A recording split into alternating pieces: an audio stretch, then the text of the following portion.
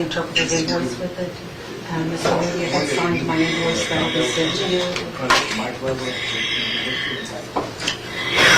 And yes, you can contact us for the contract. I gave you the card, so they just email. And Mike.LA.gov.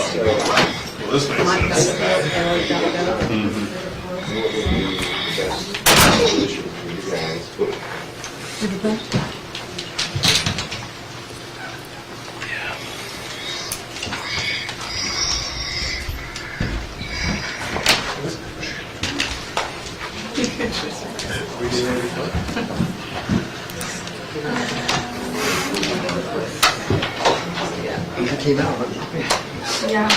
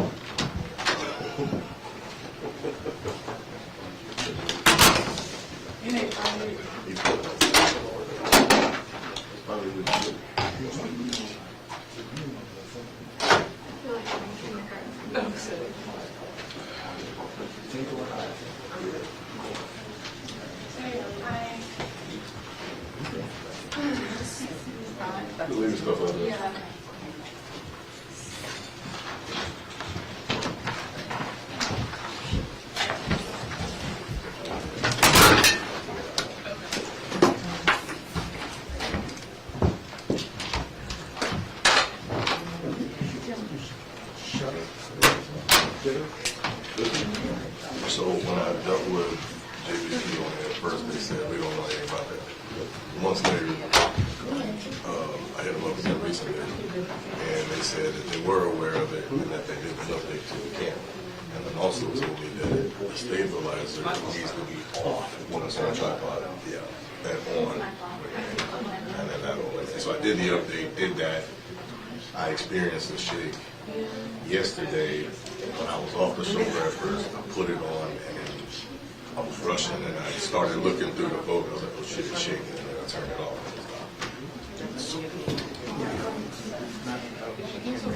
No, the stabilizer should work on our own. Well, the 6 feet times, I leave it in all the time.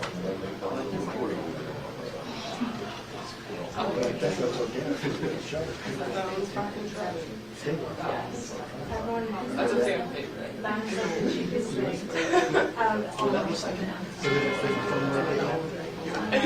Trial dated all. I had 9 new started at 3, so 7 new cameras. 7 brand new one of these. I had an issue. I had to go do updates on. That's what we're talking about. Everyone loves hearing.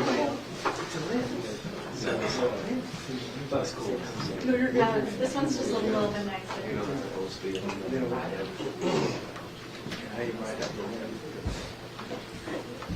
You just got them LCD screens.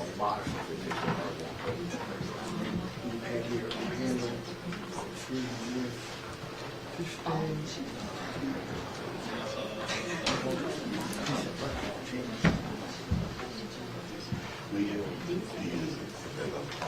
these in the studio, but I gotta put an end on here that can be used for this right now. It's so set up for the big cable on the back. It doesn't have an LCD screen on it. I mean, 2-minute warning.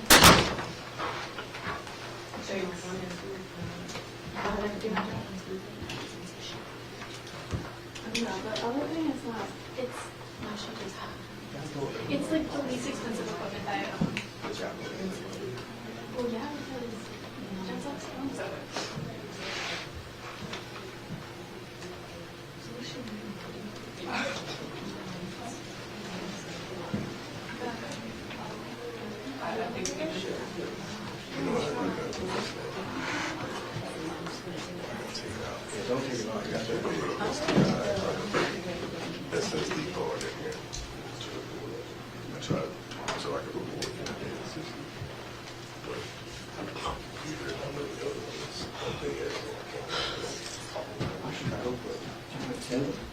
Right. So I could shoot 1080 on this thing.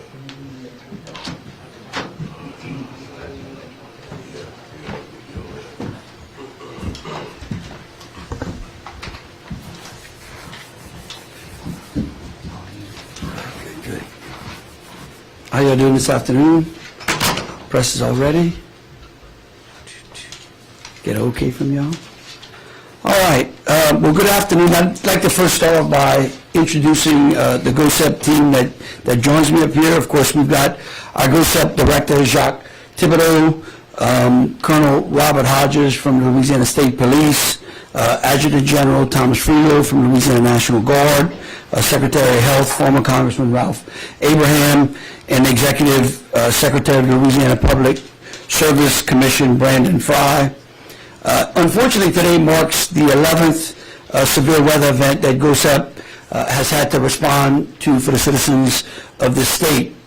This team has been working extremely hard as we deal with these spring weather events and prepare for what we're praying for is going to be a calm hurricane season. But I want to first begin by thanking our first responders, the police officers, the sheriff's deputies, and especially the firemen who last night did a considerable amount of the road, of the clearing of debris on the roadside. So a big shout out goes to our volunteer and on-duty firemen as well. And of course, we want to thank the paramedics that treated those that were injured during the weather event that was upon us yesterday afternoon and throughout the night. And then, of course, we want to thank all of the linemen and those that are working throughout the night and throughout the day to restore our power, and we'll have an update on that as well. I think it's important for everyone in the state to understand exactly what happened yesterday. Yesterday afternoon, a storm system started moving. It crossed into Louisiana at the Texas border along I-10 and immediately began affecting the parishes of Calcasieu, Beauregard, and Allen Parish, and Jeff Davis. As it moved from west to east, another storm system moved from the Gulf of Mexico north through Vermilion Bay, and both systems converged somewhere around St. Martin Parish. The convergence of those two systems caused the storm to grow in both intensity and size. It then began affecting both St. Martin Parish, Iberville Parish, Point Capee, West Baton Rouge, East Feliciana, and Livingston parishes. As these storm systems collided or converged and this event unfolded, the system became both dangerous and deadly. At all times, the state's warning system was in place and weather alerts went out. I would like to now introduce the Secretary of Health, former Congressman Ralph Abraham, to discuss the fatalities and the injuries that were reported. Ralph? Thank you, Governor. There were 2 fatalities in West Baton Rouge Parish. A young lady that was pregnant with a 9-month-old child. There was a fatality, also a female in St. Martin Parish that lost her life. On the non-fatality side, there was a tour bus that got blown over around Henderson, but we're told that there were no major significant injuries from that.